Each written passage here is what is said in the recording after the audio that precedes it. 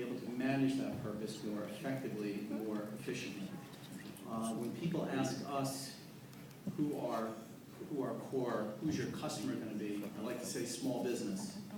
But when I say small business, I mean it in the sense that we are all small business people. Whether you are a blogger, or whether you're a freelance journalist, or you're Sri, or you're Linda, or you're me, involved in a startup, you have to operate socially as your own personality, as your own brand. And doing that, you have to follow the same fundamental principles that a business would in trying to engage effectively in social. One of the big problems in social, especially with Twitter, is that it's so noisy and so cluttered, and there's so much to do that you can often get lost in it and not operate as efficiently as you can, and not build relationships as quickly as you might. There was a great panel with Jeremy Kaplan on being a Gmail ninja, which really kind of spoke to being able to operate efficiently in something that you're using every day frees up time to do other things that are more valuable to you.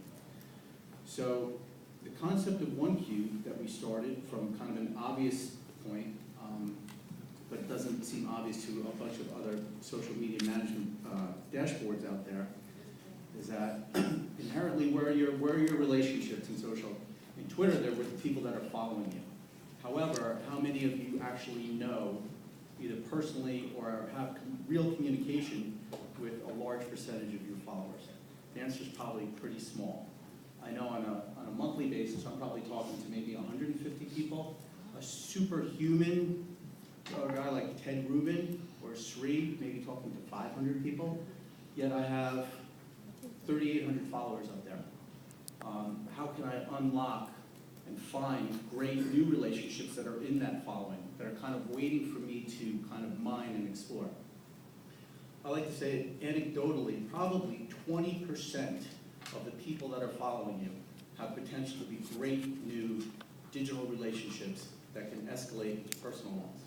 So in my case, that would mean almost 800 people that I'm not communicating with.